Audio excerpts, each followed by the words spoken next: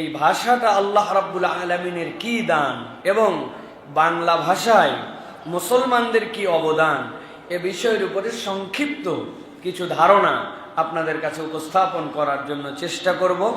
আল্লাহ রাব্বুল আলামিন যেন এই কথাগুলি শুনে আমাদেরকে আমাদের ভাষার প্রতি যত্নশীল হওয়ার মতো তৌফিক দান করেন। সকলে বলি আল্লাহুম্মা আমিন। প্রিয় ভাইয়েরা, বাংলা ভাষার কথা যদি আমরা বলি তাহলে এক শ্রেণীর মানুষ বাংলা ভাষার বিকাশ এবং এর যে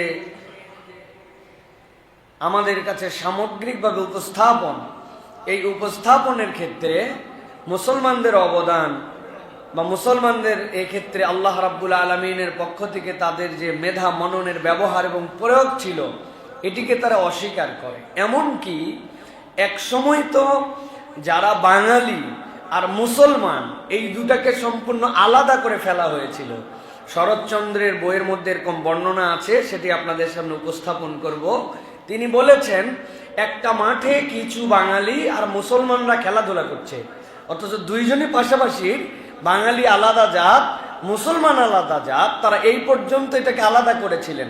কিন্তু মুসলমানদের এই ক্ষেত্রে কি কি অবদান রয়েছে এবং ভাষার ক্ষেত্রে আল্লাহ রাব্বুল আমিন আমাদেরকে কি দিক নির্দেশনা দেন, এর উপরে আমরা সংক্ষিপ্ত কিছু কথা শোনার জন্য চেষ্টা করব। প্রিয় ভাইয়েরা, আল্লাহ রাব্বুল আলামিন সূরা রুম, এই সূরা রুমের আল্লাহ রাব্বুল আলামিন মূলত প্রথম দিকে তার তাওহীদের পরিচয়গুলো তুলে ধরেছেন। এই তাওহীদের পরিচয়ের এক পর্যায়ে আল্লাহ রাব্বুল আমিন 20 নম্বর আয়াত থেকে আল্লাহ 3টি নিদর্শনের কথা ব্যাক টু ব্যাক বলেছেন, এবং এই নিদর্শনগুলি আল্লাহ বলছেন, আল্লাহ যত কিছু সৃষ্টি করেছেন চিন্তার জগতে, তুমি যদি চিন্তা করো তাহলে তোমার চিন্তার জগৎ শেষ হয়ে যাবে, কিন্তু আল্লাহর এই নিদর্শনের সৌন্দর্য এবং গভীরতা তোমরা কখনো শেষ করতে পারবে না চিন্তা করে। সুবহানাল্লাহ। আল্লাহ রাব্বুল আলামিন বলছেন, ওয়া মিন আয়াতিহি, আল্লাহর অনেক নিদর্শন, এই নিদর্শনগুলোর মধ্যে থেকে আল্লাহ বলছেন, আমার একটা নিদর্শন হচ্ছে আন খালাকাকুম মিন তুরাব।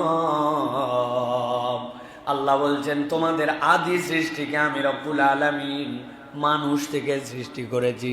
আমরা মোটামুটি সকলেই জানি, আল্লাহ যখনই কোনো কিছু সৃষ্টির জন্য নির্দেশ করেন, ইদা আরাদা শাইআন আইয়াকুলা লাহু কুন ফায়াকুন, আল্লাহ বলেন হও, সাথে সাথে হয়ে যায়। কিন্তু আল্লাহ কুন ফায়াকুনের হুকুম দিয়ে মানুষকে রব্বুল আলামিন সৃষ্টি করেন নাই। আল্লাহ রাব্বুল আলামিন মানুষকে, তার আদি রূপকে, হযরত আদম আলাইহিস সালামকে খলাকাল্লাহু আদামা বিয়াদিহি, রব্বুল আলামিন নিজে নিজে রব্বুল আলামিন পরিকল্পনা করে, বড় যত্ন করে, বড় আদর করে আল্লাহ মানুষকে সৃষ্টি করেছেন। আল্লাহ বলছেন, বান্দা তুমি যদি একবার আল্লাহর নিদর্শন সমূহের দিকে চিন্তা করো, এর অন্যতম একটা নিদর্শন হচ্ছে আল্লাহ তোমাদেরকে মাটি থেকে সৃষ্টি করলেন। সুম্মা ইযা আনতুম বাশারুন তানতাশিরুন, আল্লাহ বলছেন এরপরে তোমরা মানুষ রূপে আসলে, আর দেখতে দেখতে আল্লাহ রাব্বুল আমিন বলছেন তোমরা বিশ্বময় ছড়িয়ে পড়লে। আল্লাহ বললেন আমি সৃষ্টি করলাম, এরপরে তোমরা মানুষ, ওই মানুষকে দুনিয়ায় দিলাম, দেখতে দেখতে মানুষ তানতাশিরুন, আল্লাহ বলতেছেন কেমনে যেন তারা ছড়িয়ে পড়লো, দেখতে দেখতে তারা বিস্তৃত হয়ে গেল।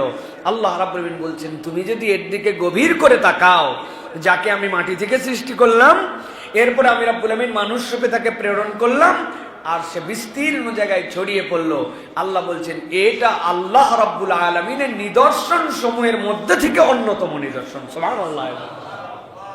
কতবার আপনাদের কাছে বলি, মানুষ শুধু বিস্ময়কর সৃষ্টি না, আল্লাহ রাব্বুল আলামিন মানুষের দেহ অবয়ব এবং তার যে সৌন্দর্য, তার যে বিকাশ, এগুলো প্রত্যেকটাই আল্লাহ রাব্বুল আলামিন আজব এক সৃষ্টি হিসেবে আমাদেরকে উপস্থাপন করেছেন। মানুষ যে ছোট্ট ছোট্ট কোষ দিয়ে তৈরি, এই কোষগুলো যদি বিভাজিত হয় আর কিভাবে গঠিত হয়, এটা নিয়ে যদি মানুষ একটু চিন্তা করে তাহলে মানুষ বিস্মিত হয়ে যাবে যে রব্বুল আলামিন কি অবাক এক সৃষ্টি, আমাদেরকে রব্বুল আলামিন দুনিয়াতে প্রেরণ করছেন। আল্লাহ বলছেন তোমাদেরকে আমি সৃষ্টি করলাম মানুষ রূপে, এরপরে তোমরা বিশ্বময় ছড়িয়ে পড়লে, মানুষ বিশ্বময় ছড়িয়ে গেছে, এটাও আল্লাহ রাব্বুল আলামিনের একটা নিদর্শনের অংশ। আল্লাহ বলছেন তোমরা এটা নিয়ে ভাবো, এটা নিয়ে চিন্তা করো। মানুষ আসলে নিজের দিকে তো আমরা নিজে তাকাই না, তাকালে আমরা অনেক কিছু আমাদের সামনে পরিষ্কার হয়, অনেক চিন্তার জগৎ আমাদের সামনে উন্মোচিত হয়। আমি তো কতবার আপনাদের কাছে বলি, এক গাড়ির সামনের ওয়ারফার যেটাতে আমরা পানি পরিষ্কার করি, ওই পানি পরিষ্কারের ট্যাঙ্কির মধ্যে 2 দিন 7 দিন 5 দিন পরে পানি লোড করা লাগে। আর মানুষ এই চোখ দিয়ে প্রত্যেক দিন 22,000 বার পলক ফেলে কমসে কম। তাহলে এই চোখগুলি কি বিস্ময়কর আল্লাহ রাব্বুল আলামিনের সৃষ্টি, যে কোনো একবার যদি শুকনা হয়ে যেত আর এটা যদি আমার চোখ ফেলতে হতো, লাগাতে হতো, তা আমার চোখ তো অন্ধ হয়ে যাওয়ার মতো হয়ে যেত, আমার চোখে দাগ পড়ে যেত, আমি এই লোড নিতে পারতাম না। একটা মাইক্রো বালুকণা চোখের মধ্যে গেলে পাগল বানায় ফেলে। সেখানে রব্বুল আলামিন কি বিস্ময়কর ভাবে এই বালুকণার জগতের মধ্যে আমি ঘুরে বেড়াচ্ছি, কিন্তু আমার এই জায়গাকে আল্লাহ রাব্বুল আলামিন প্রোটেক্ট করতেছেন। কি সিস্টেমেটিক্যালি রব্বুল আলামিন সৃষ্টি করে রেখেছেন। আল্লাহ বলছেন তুমি একটু চিন্তা করে দেখো, আমার সৃষ্টি এই মাটির মানুষ, আল্লাহ বলছেন আমার আয়াত সমূহের মধ্যে থেকে অন্যতম। সুবহানাল্লাহ, আল্লাহর আয়াত সমূহের মধ্যে থেকে মানুষ স্বয়ং অন্যতম। সুবহানাল্লাহ, চিন্তা করি না, ভুরু বাড়ে না, বলি না আপনাদের কাছে, দাড়ি বড় হয়ে যায়, হ্যাঁ, ভুরুটা বাড়ে না, অথচ এখান থেকে এইটুকুই মাত্র ডিস্টেন্স। কে এই আল্লাহ রাব্বুল আলামিন এই হরমোন নিয়ন্ত্রণ করে কিভাবে? ওই কন্ট্রোল অফিসটা কোন জায়গায়? ওই কন্ট্রোল অফিসের কোনো কর্মচারী ছুটি নাই। কোনো সময় এরকম হলো না যে বুড়া বয়সে যায় সেই কর্মচারী হাফসায় গেছে অথবা সিস্টেমে মিস্টেক হয়ে গেছে, জীবনে একবারও হলো না, বুড়ুর মতো থাকলো। কোনো একটা লোকের যদি মিস্টেক হতো যে হঠাৎ করে দাঁতের যে গঠন 32 দাঁতি, এর মধ্যে একটা দুইটার যদি একটুখানি হরমোনের উল্টাপাল্টা হয়ে যেত, তাহলে একটা দাঁত যদি বড় হতে শুরু করতো, আপনি কি করতেন তখন? ওই দাঁত বেড়ে যাচ্ছে, গাল ছিদ্র করে বেরিয়ে যাচ্ছে, জিভার ভিতরে গেড়ে যাচ্ছে। এই জিহ্বাটা কত নরম, 2 একবার হাড্ডি চিবানোর সময় পিছলায় যে জিভা যদি 2 দাঁতের মধ্যে একবার যার পড়ছে, সে জানে 7 দিনের ব্যথা কি জিনিস, ঠিক না ভাই? অথচ এত কথা বলছি, এত চলাফেরা করছি, কত হুঙ্কার দিচ্ছি, কত আইটেমের কত ধরনের খাবার খাচ্ছি, এই দাঁতগুলির মধ্যেই জিহ্বা। অথচ জিহ্বার মাপটা কিভাবে নিয়ন্ত্রিত হলো? জিহ্বা তার একটু বড় হতে পারতো, আর একটু ছোট হতে পারতো।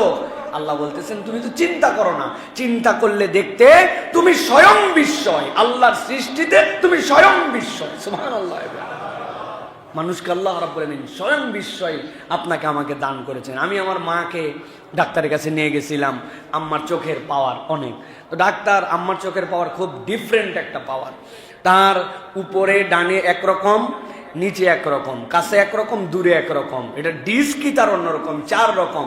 তো ডাক্তার এই পাওয়ার মিলাতে শুধু হিমশিম খায়। চিন্তা করেন, পাওয়ার মিলাতে একজনের চোখে এরকম হিমশিম খায়, আর আপনি আমি কি নিখুঁত নির্ভুল ভাবে আপনি আমি দেখে যাচ্ছি, চোখ দিয়ে এত ওয়াইড অ্যাঙ্গেল দেখতেছি, সব কালার আইডেন্টিফাই করতেছি, সবকিছু আমি বিস্ময়কর ভাবে দেখতেছি আর দেখতেছি, চিন্তা করতেছি দেখা আবার কোনো ব্যাপার কিনা। ব্যাঙ, ওই ব্যাঙের উপরে গবেষণা করেছে চক্ষু বিজ্ঞানীরা। ব্যাঙ যখন দেখে, ও যে লাফ দেয়, লাফ দেওয়ার পরে একটা সিন নেয়, নেওয়ার পরে তারপরে তার সিন অফ হয়ে যায়, আবার নতুন করে লাফ দিয়ে নতুন সিন নিতে হয়, কন্টিনিউ। আপনি আমি যেরকম 300 কিলোমিটার স্পিডে মক্কা টু মদিনায় ট্রেনে চলে গেলাম, তাও দেখতে দেখতে যাচ্ছি খেজুর গাছ, সবকিছু সব আমার ওয়াইড অ্যাঙ্গেলে চলে আসতেছে। রব্বুল আলামিন বলতেছেন ওয়া মিন আয়াতিহি আন খালাকাকুম মিন তুরাব, আমি তোমাকে মাটি থেকে সৃষ্টি করছি, কিন্তু এত বিস্ময়কর তোমাকে জ্ঞান দিয়েছি। আল্লাহ রাব্বুল আলামিন বলছেন তুমি স্বয়ং আল্লাহর একটা আয়াত। সুবহানাল্লাহ, এই যে যা যা বললাম আপনার কাছে, এইটা যে চিন্তা করে আমি বলতে পারতেছি, এটাও তো আল্লাহ রাব্বুল আলামিনের একটা নিদর্শন। আপনি কল্পনা করেন তো এটা কত বড় নিদর্শন। আমি মাঝে মাঝে জিজ্ঞাসা করি, যারা আল্লাহর কোনো নিয়ামতই খুঁজে পায় না তাদের কাছে বলি, বাংলাদেশের রাজধানীর নাম কি? আর ভারতের? দিল্লি। চিনছেন না আপনারা? ঢাকাও চিনেন, দিল্লিও চিনেন, কিন্তু এই মুসলিম বাজারের সামনে যায় দেখবেন চট করে একটা জটা আছে, ও সারাদিন ট্রাফিক কন্ট্রোল করে ওই জায়গায়, করে যায় জিজ্ঞাসা করেন তো ভাই কোন দেশের রাজধানী কি, দেখবেন আপনারও লাঠি দিয়ে পিটাতে আসবে ও, অথচ ওর চোখ নাক মুখ কান সবই আছে, কোনার মধ্যে থাকে, মাঝে মাঝে শুয়ে থাকে, গা দিয়ে দুর্গন্ধ বেরোয়, সব থাকার পরেও মানুষ তাকে মানুষ বলতেছে না, পাগল বলে। আর আপনাকে আমাকে আল্লাহ সুষম ব্রেন দিয়ে সুস্থ রাখলেন, এইটা যে আল্লাহ রাব্বুল আলামিনের কত বড় নিদর্শন। আল্লাহ বলছেন এটা যেন মানুষ চিন্তা করে, মাটির মানুষ সে স্বয়ং আল্লাহর আয়াত। সুবহানাল্লাহ। আল্লাহ রাব্বুল আলামিন এরপরে বলছেন 2 নম্বর, ওয়া মিন আয়াতিহি আন খালাকা লাকুম মিন আনফুসিকুম আজওয়াজা। আল্লাহ বলছেন আর তোমাদের মধ্যে থেকে তোমাদের স্ত্রীকে আমি রব্বুল আলামিন সৃষ্টি করেছি, এটাও তোমাদের জন্য একটা নিদর্শন। লিতাসকুনু ইলাইহা, যাতে তার সাথে তুমি বসবাস করতে পারো। ওয়া জাআলা বাইনাকুম মাওয়াদ্দাতাও ওয়া রাহমা। আল্লাহ বলছেন আর তুমি জানতে না, কিন্তু আমি রব্বুল আলামিন তোমাদের মধ্যে ভালোবাসার বন্ধনকে সৃষ্টি করে দিয়েছি। 30 বছর পর্যন্ত মহিলাকে আমি চিনি না, 30 বছর পর্যন্ত আমাকে সে চিনে না। আমি এক বাড়িতে বড় হয়েছি, সে এক বাড়িতে বড় হয়েছে, তার এক ধরনের খাদ্য রুচি, আমার এক ধরনের খাদ্য রুচি, তার জেনেটিক্যালি গঠন এক ধরনের, আমার এক ধরনের। কিন্তু আল্লাহ বলছেন বিয়ে হয়ে গেল, হওয়ার পরে 2 জনের মধ্যে সম্পর্ক হলো। তুমি মনে করতেছো বিয়ে হয়ে গেল আর ভালোবাসা হয়ে গেল, আল্লাহ বলছেন ওই ভালোবাসার অন্তরের কন্ট্রোল রব্বুল আলামিনের কাছে। রব্বুল আলামিন কন্ট্রোল বাটন চেপে দিয়ে তোমাদের মধ্যে মাওয়াদ্দা ভালোবাসা তৈরি করে দিয়েছেন। বান্দা মনে করো না তুমি নিজে নিজে ভালোবাসতে পারো, ওই ভালোবাসা দেওয়ার ক্ষমতাটাও রব্বুল আলামিনের। আমার কথা নয়, আল্লাহ রাব্বুল আলামিনের কথা। আল্লাহ বলছেন ওয়া জাআলা বাইনাকুম মাওয়াদ্দাতাও ওয়া রাহমা ইন্না ফি যালিকা লাআয়াতিন লিকওমিন ইয়াতাফাক্কারুন।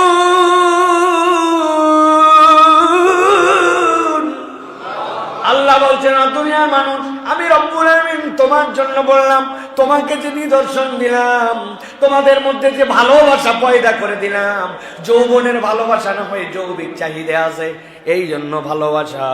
কিন্তু এই মানুষ যতদিন একসাথে থাকে, যৌবনের এক সময় সব চাহিদা শেষ হয়ে গেছে, 2 জন বৃদ্ধ হয়ে গেছে, যৌবনে তাও একজন আর আরেকজনের প্রতি রাগারাগি ছিল। বৃদ্ধ হওয়ার পরে আল্লাহ এমন ভাবে নির্ভর করাই দিয়েছেন, বুড়া বুড়াকে ছাড়া বাঁচে না, বুড়া বুড়িকে ছাড়া বাঁচে না। আল্লাহ বলছেন তুমি চিন্তাও করতে পারবে না, এই ভালোবাসাটা আমি রব্বুল আলামিন তোমাদের মধ্যে সৃষ্টি করেছি। আল্লাহ বলছেন এইটাও যদি একটু চিন্তা করো, তাহলে এর মধ্যেও তুমি আল্লাহর আয়াত আর নিদর্শন খুঁজে পাবে। সুবহানাল্লাহ। আমি চাইলেই ভালোবাসতে পারি না, আমি চাইলে আমার ওই ভালোবাসার উৎসটা কি, কি খাইলে কেমনে ভালোবাসা হয়, ওটা কেমনে আসে, ওই ফিলটা কেমনে তৈরি হয়, আল্লাহ বলছেন তুমি চিন্তার মধ্যেও নিতে পারবে না। বিজ্ঞান হয়তো গবেষণা করবে, বলবে মাথার অমুক অমুক নিউরন আছে, ওই নিউরনগুলো এই কাজের কারণে উদ্দীপক হিসেবে ব্যবহার করার পরে ওইগুলো আপনাকে এই উত্তেজনার দিকে নিয়ে যায়। আপনি যত বর্ণনা দিয়ে বোঝান, ওই নিউরনের স্রষ্টাও আল্লাহ, কোনটা খেয়ে আপনার ওইটা উদ্দীপনার দিকে যাবে, ওইটার স্রষ্টাও রব্বুল আলামিন। আল্লাহ বলছেন বান্দা আমি মানুষকেই কেবল সৃষ্টি করি নাই, স্বামী স্ত্রীর মধ্যে যে ভালোবাসা দান করেছি, আল্লাহ বলছেন ওই ভালোবাসাটাও রব্বুল আলামিনের সৃষ্টি। সুবহানাল্লাহ। এটা আল্লাহর নিদর্শন। আল্লাহ রাব্বুল আলামিন বলতেছেন মাওয়াদ্দা, পারস্পরিক সুমধুর ভালোবাসা, আর একটা হচ্ছে রহমা, মায়া এবং মমতা। একটা হচ্ছে ভালোবাসা আর একটা মমতা। আল্লাহ বলছেন দুটাই দিয়েছি। আল্লাহ যদি খালি মাওয়াদ্দা বলতেন, তাহলে মারা বাচ্চার প্রতি কোনো টান অনুভব করতো না, স্বামী স্ত্রী নিয়েই ব্যস্ত থাকতো। কিন্তু আল্লাহ রাব্বুল আলামিন রহমা দ্বারা ব্যাখ্যা করেছেন যে ওই মানুষ থেকে আবার রিফ্লেক্ট হয়ে এই মাওয়াদ্দা, এই ভালোবাসা যে প্রজন্ম থেকে প্রজন্ম যায়, ওইটা হচ্ছে আল্লাহর দেওয়া রহমত থেকে। কেননা একজন মা তার সন্তানের প্রতি যে ভালোবাসা অনুভব করে, এটা কল্পনাই করা যায় না। সুবহানাল্লাহ। বিদেশে স্বামীদেরকে যখন লেবার রুমে অ্যালাউ করে যে স্ত্রীর মাথার কাছে সে দাঁড়ায় থাকতে পারবে তার ডেলিভারির সময়, ওই অংশটুকু আলাদা করা থাকে। এখন স্ত্রীর তো কষ্ট হয়। সাম্প্রতিক সময়ে একটা ভিডিও আমরা ফেসবুকে ইউটিউবে ব্যাপক দেখেছি, সেটি হচ্ছে যে একজন নারীর স্বামী তার ডেলিভারির সময় স্ত্রীর কষ্ট থেকে অজ্ঞান হয়ে গেছে।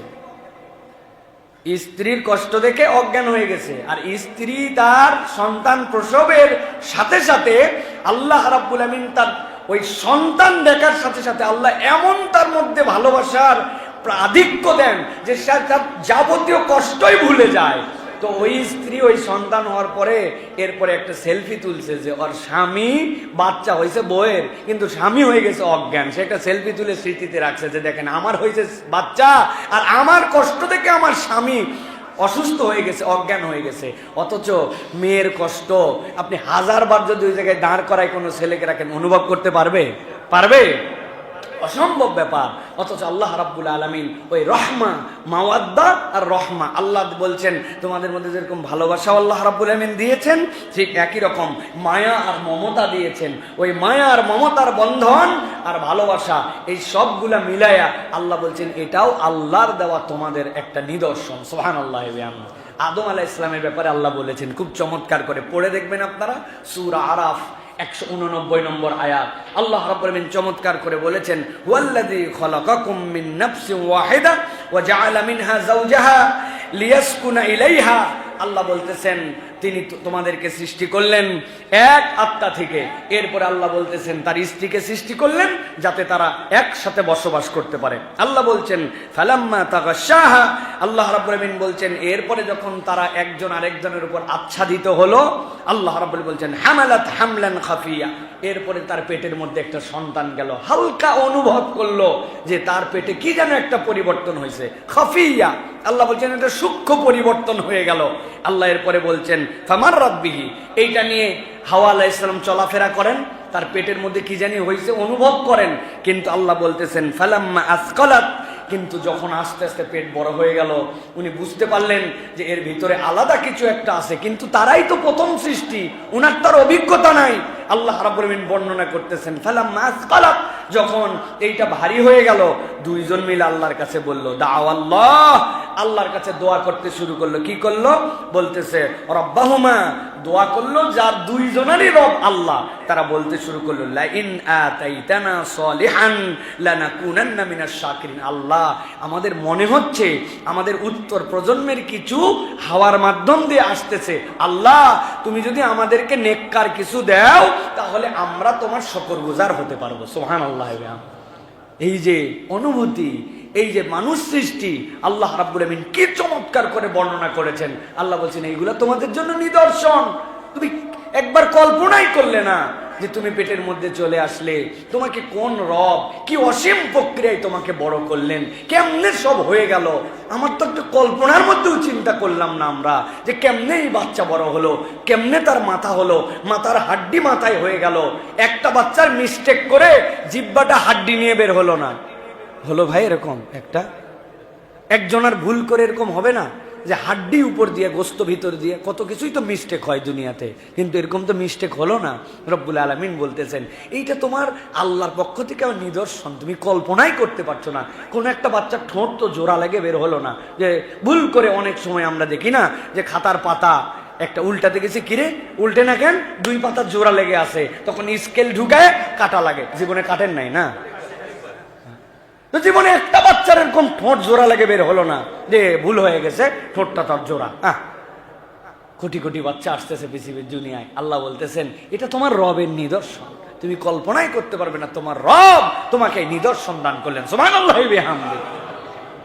ভুল করে মহিলাদের দেখা যাচ্ছে কোন অঞ্চলে একটা মিস্টেক হয়ে গেছে, হয়ে যাওয়ার কারণে ওই অঞ্চলে সব মহিলাদের দাড়ি উঠতে শুরু করছে। হইতে ভাই দুনিয়ায় 2, 4, 5 জন, সেটা হরমোনের কারণে, বিভিন্ন কারণে, তার সমস্যার কারণে, কিন্তু বেসিক সৃষ্টিতে যে না অমুক অঞ্চলে একটা ভুল হয়ে গেছিল, হয়ে যাওয়ার কারণে আল্লাহর সৃষ্টিতে ওই অঞ্চলের মহিলাদের দাড়ি উঠছে আর ছেলেদের ওই অঞ্চলে দাড়ি হয় না। হইতে ভাই এরকম? রব্বুল আলামিন বলতেছেন এটা তোমাদের জন্য নিদর্শন। প্রিয় ভাইরা, 3 নম্বরে আজকে আমাদের মূল পয়েন্ট যেটা, আল্লাহ বলছেন ওয়া মিন আয়াতিহি খালকুস সামাওয়াতি ওয়াল আরদ ওয়াখতিলাফু আলসিনাতুকুম ওয়া আলওয়ানিকুম। আল্লাহ বলতেছেন আর বান্দা আমি মানুষ সৃষ্টি করলাম, এরপরে স্বামী স্ত্রীকে একসাথে রাখলাম। আল্লাহ বলছেন এরপরে 3 নম্বর নিদর্শন, ওই আসমানের দিকে যদি তাকাও, আসমান যেরকম বিস্ময়কর, জমিন যেরকম তোমাদের জন্য বিস্ময়কর, আল্লাহ বলছেন ঠিক একই রকম ওয়াখতিলাফু আলসিনাতুকুম, তোমাদের আল্লাহ যে ভাষার বৈচিত্র্যতা দিয়েছেন ওইটাও রব্বুল আলামিনের অন্যতম একটি আয়াত। ওয়া আলওয়ানিকুম, আর রব্বুল আমিন তোমাদেরকে বিভিন্ন গাত্র বর্ণ দান করেছেন। আল্লাহ বলছেন আল্লাহর যাওয়া আসমান যেরকম নিদর্শন, জমিন যেরকম নিদর্শন, একই রকম আল্লাহ বলছেন তোমাদের ভাষার বিচিত্রতা এটাও রব্বুল আলামিনের নিদর্শন। সুবহানাল্লাহ। আল্লাহ বলছেন ইন্না ফি যালিকা লাআয়াতিল লিল আলামিন, এই পুরা জগৎবাসীর জন্য এর ভিতরে আল্লাহ রাব্বুল আলামিনের নিদর্শন ঢুকায় দেওয়া আছে। কি বিচিত্র ভাষা, কোথার থেকে এই ভাষার উৎপত্তি হলো, কেমনে মানুষ এই কথা বলতে শিখে গেল, কেমনে মানুষ এক এক অঞ্চলে মানুষ এক এক ধরনের কথা বলে, কি আজব একটা আল্লাহ রাব্বুল আলামিনের সৌন্দর্য। আল্লাহ বলছেন মানুষ একটাই, একই জায়গার থেকে সৃষ্টি, স্বামী স্ত্রীর মাধ্যমেই দুনিয়াতে আসে। আল্লাহ রাব্বুল আলামিন সকলের মধ্যে ভালোবাসার অনুভূতি একই রকম রেখেছেন, কিন্তু আল্লাহ রাব্বুল আলামিন তাদের ভাষার বৈচিত্র্যতা দান করেছেন। এই ভাষার বৈচিত্র্যতা এটাও আল্লাহ রাব্বুল আলামিনের নিদর্শন। সুবহানাল্লাহ। পৃথিবীতে কত ভাষা, কত ধরনের ভাষা আল্লাহ রাব্বুল আলামিন সৃষ্টি করেছেন, তার কোনো শেষ নাই। ছোট্ট একটু আমাদের দেশ, আমাদের দেশেই ভাষার বিচিত্রতার কোনো শেষ আছে প্রিয় ভাইরা? কত বৈচিত্র্যময় ভাষা। ঢাকার লোক এক টনে কথা বলে, একই বাংলার কতগুলো আবার পার্ট, তাই না? নোয়াখালীর মানুষ এক ধরনের কথা বলে, সিলেটের লোক এক ধরনের কথা বলে, কক্সবাজারের লোক এক ধরনের কথা বলে, উত্তরবঙ্গের লোক একই বাংলা, কিন্তু তার বাংলার কত ধরনের বৈচিত্র্যতা। আল্লাহ বলছেন তুমি যদি একটু চিন্তা করতে যে কোন রব এই বৈচিত্র্যতা দান করলেন, কোন রব এই বৈচিত্র্যতা সৃষ্টি করলেন, তুমি তাহলে চিন্তা করলে অবাক হয়ে আল্লাহ রাব্বুল আলামিনের কাছে তুমি নতজানু হয়ে যাবে। আল্লাহ বলছেন এই ভাষার বৈচিত্র্যতাটা রব্বুল আলামিনের। আচ্ছা, এই যে আমাদের বাচ্চারা মায়ের পেটের থেকে হওয়ার পরে ভাষা শিখে গেল, আমরা কোনোদিন একটু ভাবলাম না, তাই না, যে এরা কেমনে? চিন্তা করলাম হ্যাঁ বাচ্চাটা থাকতে থাকতেই শিখে যাবে, এত সহজ। আমাদের সাথে তো গরু থাকলো সারা জীবন, মুরগি থাকলো সারা জীবন, আমার বাড়ির বিড়াল মুক্ত জীবনে ছিল না, কোনোদিন কোনো বিড়ালকে এত হওয়ার পরের থেকে আমি ফিডার খাওয়াই খাওয়াই বড় করলাম, কোনোদিন বাংলা কথা একদিন বললো না, কোনোদিন বাংলা কথা শিখলো না। তার মানে আপনি মনে করছেন আমার পেটের থেকে বাচ্চা হলেই কেবল থাকতে থাকতেই শিখে যায়? এত সহজ নয়। আল্লাহ বলছেন এই ভাষার বৈচিত্র্যতা, এই জেনেটিক্যাল ইনপুট তোমার মধ্যে ঢুকায় দেওয়া, এটা তোমার রব কারিগর, অতএব তুমি চিন্তাই করতে পারবে না রব্বুল আলামিন তোমার মধ্যে এই বৈচিত্র্যতা ঢুকাই দিয়েছেন। সুবহানাল্লাহ। তবে সবচেয়ে বৈচিত্র্যময় জাতির একটা বাঙালি সারা পৃথিবীর মধ্যে। এত ভাষা, দ্রুত এবং বৈচিত্র্যময় ভাষা পৃথিবীর আর কোনো জাতি রপ্ত করতে পারে না। আপনি একজন আরাবিয়ানকে রেখে দিবেন আমাদের এখানে, কিয়ামত পর্যন্ত হায়াতে থাকবে, ও তারপরেও টাকা বলার জন্য কঠিন, কারণ ওর ট শব্দই নাই, ট অক্ষরই নাই বর্ণমালার মধ্যে তা।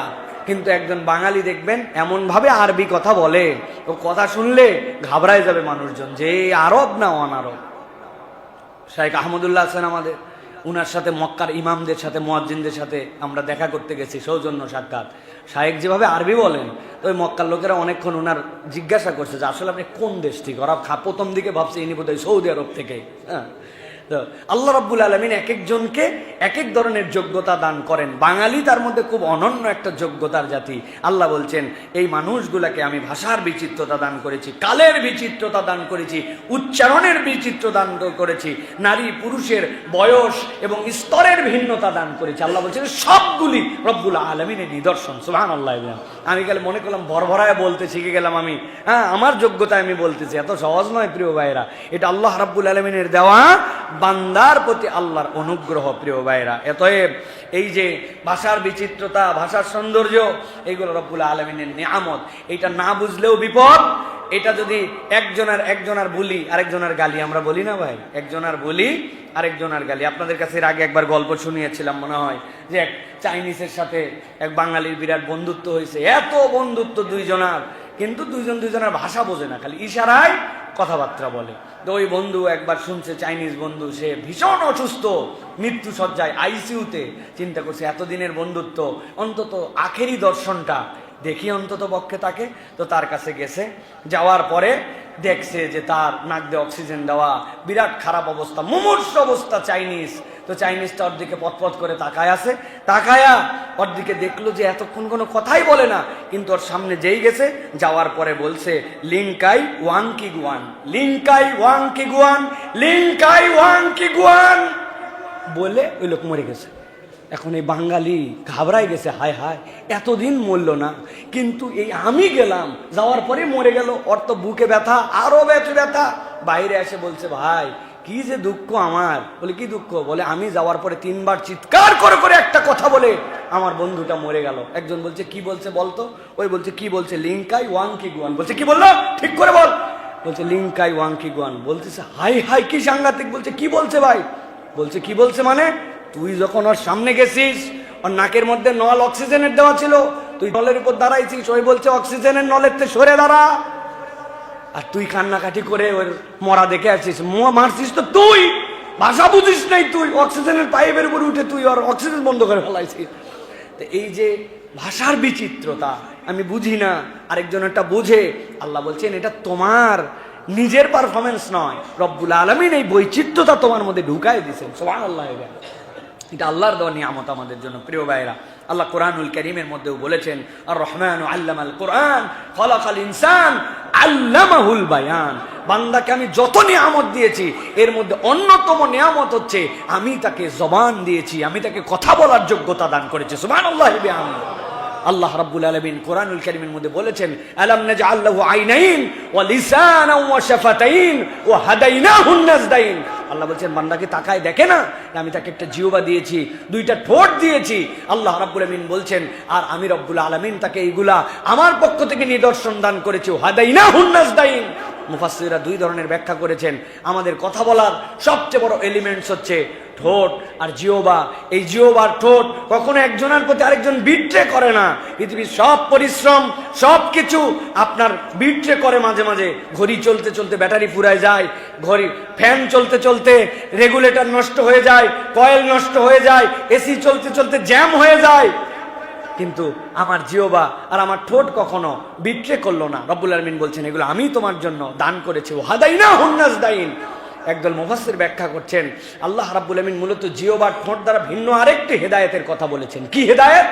ওই যে বাচ্চা, যে বাচ্চা কেবল ভূমিষ্ঠ হয়েছে, মায়ের পেট থেকে বেরিয়ে আসছে, রোদ চেনে না, গরম চেনে না, ঠান্ডা চেনে না, ওই বাচ্চা আগুন চেনে না, পানি চেনে না, কিচ্ছু চেনে না। কিন্তু কি আজব কথা, নার্স তাকে ধরে নিয়ে গেছে, যে মায়ের বুকের সাথে লাগাই দিছে। ওই বাচ্চারে বলে নাই যে শোনো শোনো শোনো, ঠোঁট 2টা দিয়ে এরকম করে চুষতে হবে, আর জিহ্বা মায়ের নিপিলের সাথে লাগাই দিয়ে কিন্তু টান দিতে হবে। কে শিখাইছে? কে তারে এই জ্ঞান দিল যে কিছুই চিনল না, পায়খানা চেনে না, প্রস্রাব চেনে না, কিচ্ছু চেনে না, দুনিয়ার তার কোনো ধারণা নাই, চোখই খোলে নাই তখন এই বাচ্চা। অথচ ঠোঁটটা খালি লাগাই দিতে দেরি চুকচুক চুকচুক করে চুষে চুষে সে খেতে শুরু করলো। আল্লাহ বলছেন, ও হাদাইনাহুন নাজদাইন, আমি রব তোমাকে হেদায়েত দিছি, কেননা ওই সময় এর ব্যতিক্রম তোমার কিছু নাই। আল্লাহ বলছেন উনি হচ্ছেন তোমার রব, যিনি তোমার এই ঠোঁট আর জিহ্বা দিয়ে তোমার মায়ের স্তন থেকে দুধ চুষে খেতে হবে, এই হেদায়েতের জ্ঞানটা আল্লাহ দান করছেন। সুবহানাল্লাহ। আল্লাহর কোন নিদর্শনই খুঁজে পাই না আমরা। আমার বাচ্চাই তো আমার বিস্ময়, আমার বাচ্চাই তোমাকে সিজদায় ফেলে দিবে যে রব্বুল আলামিন, তার তো কোনো জ্ঞান নাই, অথচ সে কিভাবে এই চুষলো? সে যদি চোষা জানতো না। সাম্প্রতিক আমার যে বিড়াল, আমার এই বিড়ালটা ব্রেন স্ট্রোক করছে, 10-15 দিন হলো ব্রেন স্ট্রোক। কিভাবে যেন তার কি হয়ে গেল, জ্বর ছিল কয়েকদিন, এরপরে ব্রেন স্ট্রোক করলো। আমার ধারণা ছিল না যে বিড়াল আবার ব্রেন স্ট্রোক করে। ডাক্তারের কাছে নিয়ে বহুত কষ্ট, ওই যে ময়েন বসে আছে আমার, ও তারপরে আমার মানে ওয়াইফ, তারা যে কি কেয়ার তার জন্য, কত কষ্ট করে, কত টাকা করে, টাকা তো গেছে কিন্তু খেতে পারে না।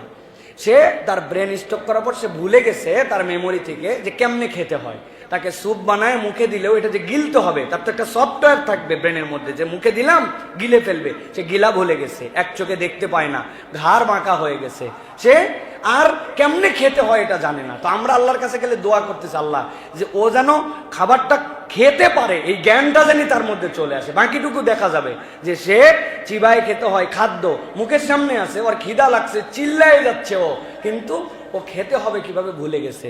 আপনার বাচ্চা আমার বাচ্চা হওয়ার পরে একবার কল্পনা করলাম না, বলি মায়ের দুধ পাচ্ছে না, দুধ খাচ্ছে না, কিন্তু ও যে খাওয়া শিখলো কেমনে, এইটা তুমি কোনোদিন চিন্তা করে দেখলাম না। আল্লাহ বলছেন, আলাম নাজআল লাহু আইনাইন ওয়া লিসানান ওয়া শাফাতাইন ওয়া হাদাইনাহুন নাজদাইন।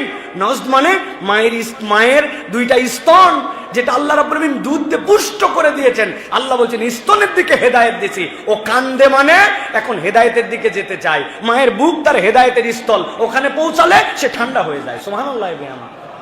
আল্লাহ বলছেন আমি তোমাদেরকে এই নিদর্শনগুলা দান করলাম, আর ভাষা তোমাদের জন্য বড় নিদর্শন। প্রিয় ভাইয়েরা, বাংলা ভাষা এই যে আমাদের জন্য দিলেন, আল্লাহ বলছেন পৃথিবীতে এমন কোন রসুল নাই যে এই রসুলকে ওই কওমের ভাষা শিক্ষা না দিয়ে আল্লাহ প্রেরণ করেছেন। আল্লাহ কোরআনে বলছেন ওয়া মা আরসালনা মির রাসূলিন ইল্লা বিলিসানি কওমিহি।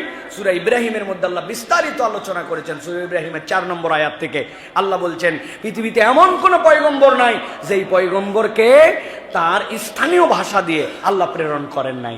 অতএব দাঈল আল্লাহদের এইগুলা থেকে অনেক কিছু শিক্ষণীয় আছে। এটার উপর আলাদা করে যদি আমরা বলতে চাই তাহলে বলতে পারি একজন দাঈর মৌলিক 3টা গুণাগুণ থাকবে। মৌলিক 3টা গুণাগুণ।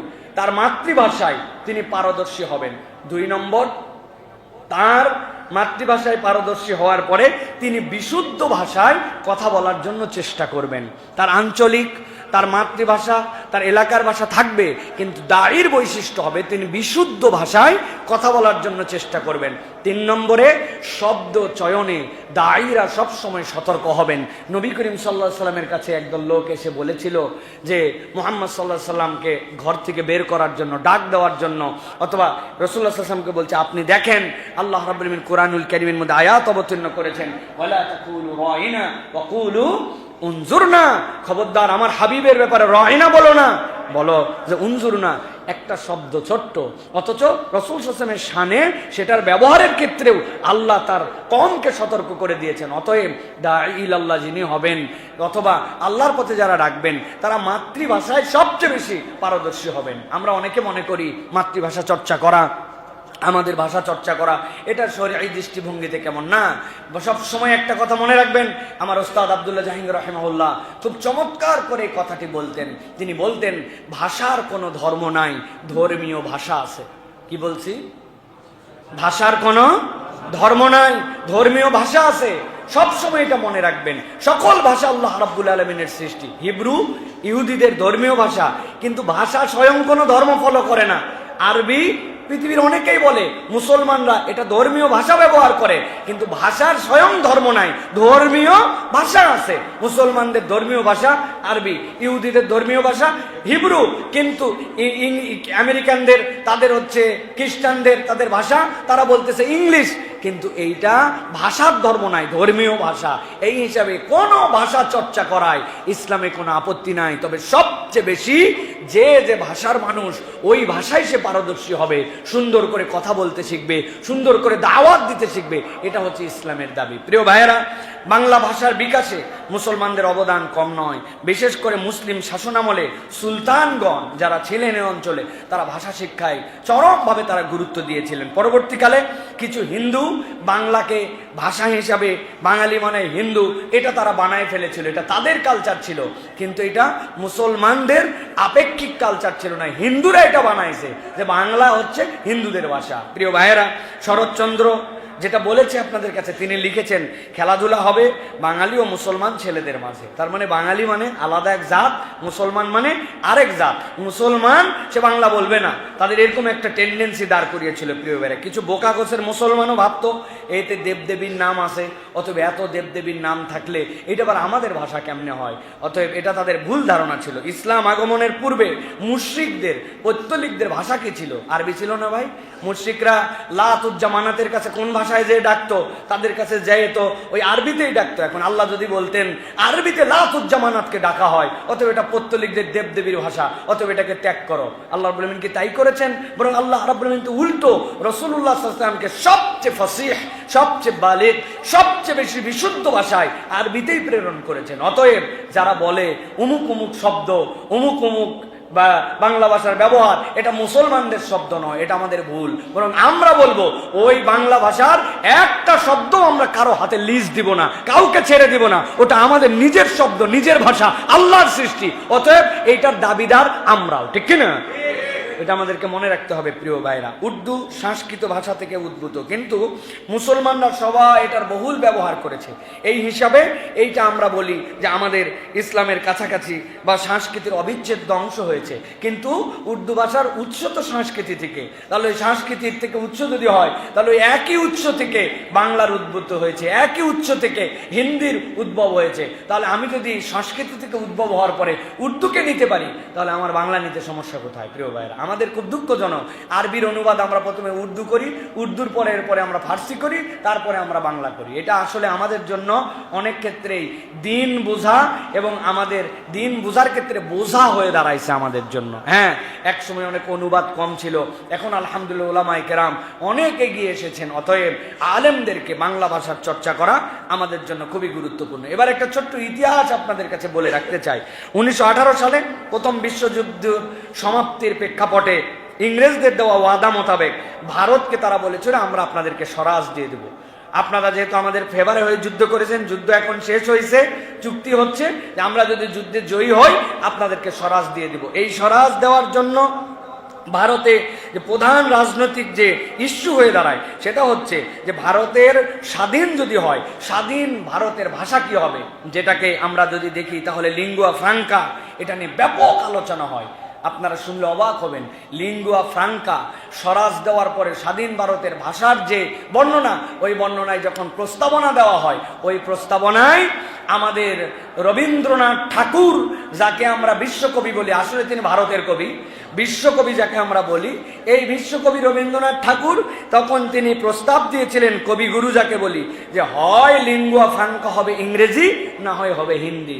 লোকটা বাঙালি, কিন্তু বাংলা ভাষাকে তিনি চুজ করতে পারেন না। প্রথম যে ব্যক্তি এই ইংরেজি এবং হিন্দুর বিরোধিতা করেছিলেন, হিন্দির বিরোধিতা করে তিনি প্রমাণ করেছিলেন হিন্দি থেকে, ইংরেজি থেকে, উৎসগত দিক থেকে আমাদের বাংলা ভাষা এর থেকে শ্রেষ্ঠ, তিনি ছিলেন ডক্টর মোহাম্মদ শহীদুল্লাহ। ডক্টর মোহাম্মদ শহীদুল্লাহর আলাপ নাই, কিন্তু কবিগুরুর আলোচনা আমাদের প্রচুর আছে, আছে কি না প্রিয় ভাইয়েরা? এই জন্য আমাদেরকে এই ইতিহাসগুলি আমাদেরকে জানতে হবে প্রিয় ভাইরা। বাংলা ভাষার পক্ষে তিনি প্রথম আওয়াজ তুলেছিলেন। সকল ভারতীয় কংগ্রেস নেতা হিন্দিকে সমর্থন করলেও মুসলিম নেতা অনেকে উর্দুর কথা বলেন। একই ভাষার দুটি রূপ, হিন্দি এবং উর্দু। সেই সময়ে উত্তর মধ্য ভারতের হিন্দুরা উর্দু আর হিন্দিরা হিন্দু বলতো। তো এই সময়ে দেশ স্বাধীন হওয়ার আগে অবাঙালি যারা আমাদের এখানে ছিল, অবাঙালিরা উর্দুতে কথা বলতো, এখন বাঙালিরা আমরা বাংলা ভাষায় কথা বলতাম। মূলত আমাদের দেশের যে স্বাধীনতার প্রেক্ষাপট, ওইটা কিন্তু 69-71-এর আগেও আমাদের দেশ বিভাজনের পরে ভাষা কেন্দ্রিক আমাদের মধ্যে কিন্তু একটি বড় রূপরেখা এবং বিভাজন মনস্তাত্ত্বিকভাবে তৈরি হয়েছিল। আজকের বাংলাদেশে কেবলমাত্র 71 নয়, 71-এর পরও 75-এর মধ্যে আমাদের ইতিহাস সব শেষ। এরপরে আর কোনো স্বাধীনতার ইতিহাস নাই। এই দেশ বিভাজন হলো কিসের ভিত্তিতে? মুসলমানদের অবদান কি ছিল?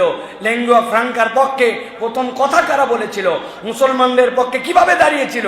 ওইগুলার কোনো আলোচনা হয় না। স্বাধীনতার ইতিহাস ততক্ষণ পর্যন্ত অসম্পূর্ণ থাকবে যতক্ষণ পর্যন্ত ব্রিটিশ খেদাও আন্দোলনে 200 বছর মুসলমানদের অবদান কি ছিল, ওই দেশ বিভাগের সময়, স্বরাজ আন্দোলনের সময় মুসলমানদের অবদান কি ছিল, 47-এ দেশ বিভাগ কিসের ভিত্তিতে হয়েছিল, এইগুলো ইতিহাস যদি না জানা হয়, আমার স্বাধীনতার ইতিহাস কখনো পূর্ণভাবে মুসলমানরা জানতে পারবে না, ঠিক কিনা? আর একদল কৌশলে আমাদেরকে ওখান থেকে দূরে রাখা হয়, কেননা ওই ইতিহাস বলতে গেলে বাপ দাদার ইতিহাস আর তাদেরকে খুঁজে পাওয়া যায় না, তাদের অস্তিত্ব তখন থেকে ছিল না, এই জন্য তারা ওই পর্যন্ত যেতে চায় না। আল্লাহ আমাদেরকে প্রকৃত ইতিহাস এবং তার নায়কদেরকে মূল্যায়ন করার তৌফিক দান করেন। হাজী মোহাম্মদ শরীয়তুল্লাহ, তিতুমির, ইনাদের ইতিহাস বাদ দিয়ে আপনি কেমন করে বাংলার ইতিহাস রচনা করবেন? এই মানুষগুলার যে অবদান ছিল স্বাধীনতার ক্ষেত্রে, আপনি কোনোদিন যদি এইগুলা স্বীকার না করেন, তাহলে আপনি তো আপনার দেশের স্বাধীনতার মূল জায়গাতে আপনি যেতে পারেন না। প্রিয় ভাইয়েরা, 1947-এর স্বাধীনতার পরেও বিতর্ক চলে। তমদ্দুন মজলিস জোর দাবি দেয় বাংলা হবে আমাদের ভাষা। 1948 সালের 11ই মার্চ এ দাবির পক্ষে কিন্তু ঢাকায় একটা ধর্মঘট হয়েছিল। 1948 সালের 11 মার্চ এই ধর্মঘটে পুরা ঢাকা অচল হয়েছিল। তমদ্দুন মজলিস প্রথম বলেছিল যে আমাদের ভাষা আমাদের জন্য বাংলা হবে। প্রিয় ভাইরা, 1948 সালের 19 মার্চ মোহাম্মদ আলী জিন্নাহ এদেশে সফর করে এই পাগলা লোকটা তখন বলে গেছিল যে না আর কিচ্ছু না, এ দেশের ভাষায় হবে উর্দু, মানে এটা জোর যার মুল্লুক তার, গায়ের শক্তি আছে আমার, আমি দেখাই দেবো, এটা পাগলামু ছাড়া আর কিচ্ছু নয়। এই পাগলামুর দ্বারা কি হলো, এরই ধারাবাহিকতায় কিন্তু 1359 বঙ্গাব্দ 1952 সালের 21শে ফেব্রুয়ারি, এই যে 21শে ফেব্রুয়ারি যেটা 144 দ্বারা ভঙ্গ করে যে মিছিল হয়েছিল, যেই মিছিলে আমাদের অনেক ভাইয়েরা তাদের বুকের তাজা রক্ত দিয়ে দিয়েছিলেন। এই যে আমাদের একটা জাতিগত চেতনার উন্মেষ হলো, এর ধারাবাহিকতায় কিন্তু আমরা আমাদের এই জাতির যে আমাদের সন্তানদের হারানোর মাধ্যমে কিন্তু আমরা আমাদের একটা ভাষার ঐতিহ্য পেয়েছিলাম। কিন্তু আমাদের আফসোস, যারা জীবন দিয়েছিলেন, এই যে মোহাম্মদ রফি, আব্দুল জব্বার, আব্দুল সালাম, এই সকল ব্যক্তি সহ আরো পূর্ণাঙ্গভাবে এখন পর্যন্ত আমাদের কাছে সেই তালিকাটাও পরিষ্কার নাই যে আসলে মারা গিয়েছিলেন কয়জন। আমরা তো সালাম, রফিক, জব্বার, বরকত দিয়ে শেষ করে দিলাম, কিন্তু কেউ কেউ বলেছেন 13 জন, কেউ কেউ বলেছেন 17 জন। এবং অবিস্মরণীয় বিষয়, প্রত্যেকেই ছিলেন মুসলমান।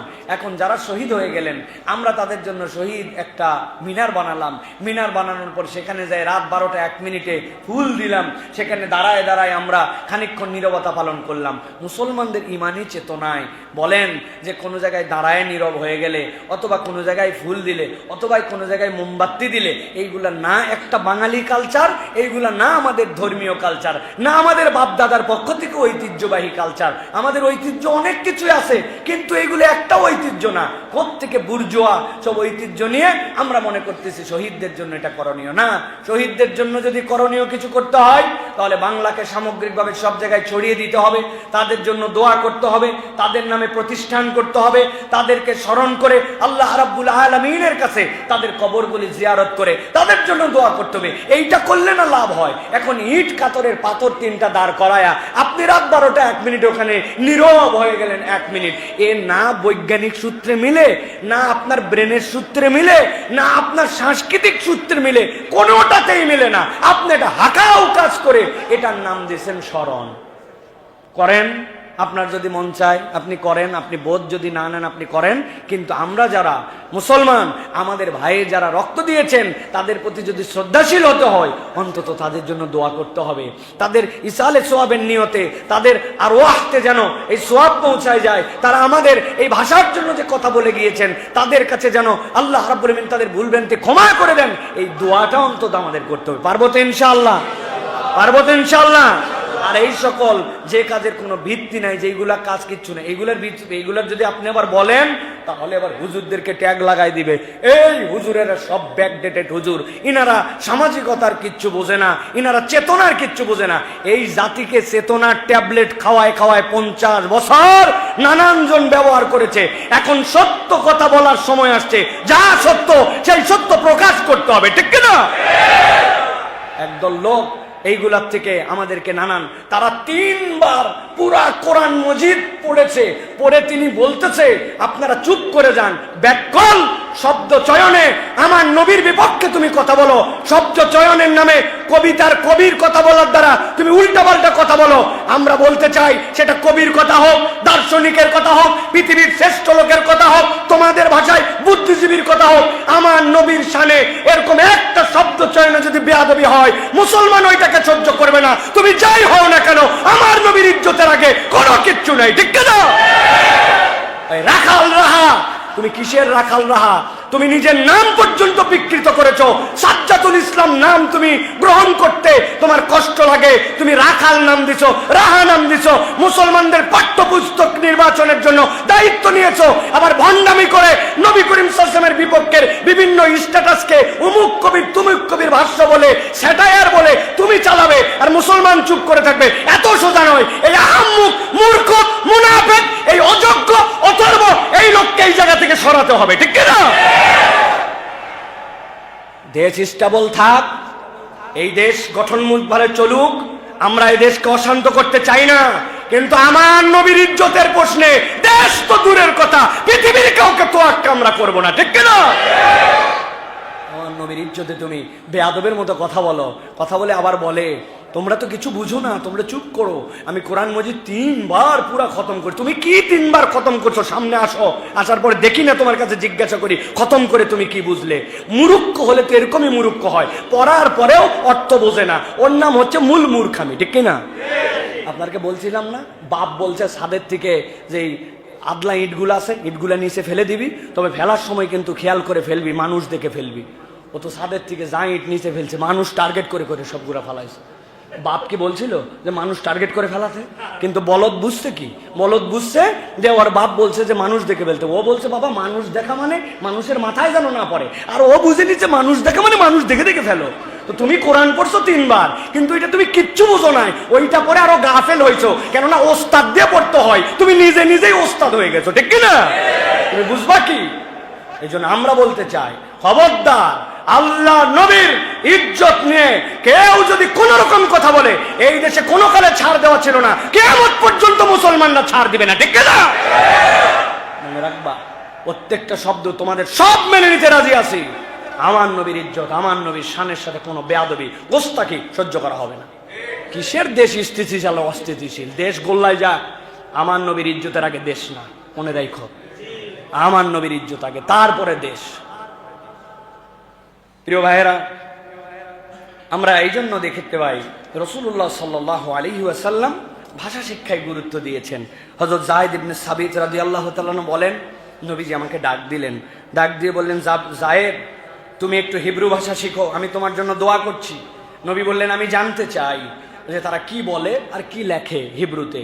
হযরত যায়েদ বলতেছেন, নবী করিম সাল্লাল্লাহু আলাইহি ওয়াসাল্লাম যখন আমাকে এই দোয়া করে দিলেন, আমি মাত্র 15 দিনে শিখলাম আর 2 দিন রিভাইজ দিলাম, 17 দিনে হিব্রু ভাষার পণ্ডিত হয়ে গেলাম। সহিহ বুখারীর হাদিস। সুবহানাল্লাহ। নবী করিম সাল্লাল্লাহু আলাইহি ওয়াসাল্লাম ভাষা শিখতে বলেছেন। আপনি একটা নিয়তে ভাষা শিখেন, আমি অমুক দেশের একটা ভাষা শিখলাম, শেখার পরে আপনি দাওয়াতের ক্ষেত্রে কিছু কাজ করেন। বিশ্বাস করেন, আমি জাপান সফরে গিয়েছিলাম, জাপানারা বলছে জাপানের মুসলমানরা এত ভদ্র, এত তারা মার্জিত, কথা বললে কথা অন্তত শোনে জাপানের মানুষেরা। কিন্তু সে আমাদের এখানে সবচেয়ে বড় দুর্বলতা যে প্রমিনেন্ট জাপানি একদম মাদার টাং, প্রত্যেকের কিন্তু একটা মাদার টাং আছে। আপনি যখন যেভাবে বলবেন তাদের সাথে সমান করে না বললে আপনার ওটা তারা নিতে পারে না। এই রকম দাঈ ইলাল্লাহ আমাদের অভাব। এই দাঈ ইলাল্লাহ যদি আমাদের থাকে তাহলে আমরা অনেক দাওয়াতে আগায় যেতে পারি। তো এখন পৃথিবীতে কত ভাষাভাষী, কত জায়গায় কত দাওয়াতের আমাদের ক্ষেত্র আছে। আমি আল্লাহ রাসূল সাল্লাল্লাহু আলাইহি ওয়াসাল্লামের নিয়তে একটা ভাষা আমি রপ্ত করলাম, করে সারা পৃথিবীতে এখন গ্লোবাল ওয়ার্ল্ড, আপনি আপনার টেবিলের ডেস্কে বসেই ওই ভাষার বার্তা তৈরি করতে পারেন, ওই ভাষায় একটা বই অনুবাদ করতে পারেন, অমুক কমিউনিটির জন্য সেটা আপনি প্রেজেন্ট করতে পারেন। আল্লাহ রাব্বুল আলামিনের নবী এক্ষেত্রে আমাদেরকে উৎসাহ দিয়েছেন। প্রিয় ভাইরা, এই জন্য অন্য ভাষা শিক্ষা করা এটা সুন্নাহ। অন্য নিজের মাতৃভাষার বাইরে অন্য ভাষা শিক্ষা করা এটা হচ্ছে সুন্নাহ।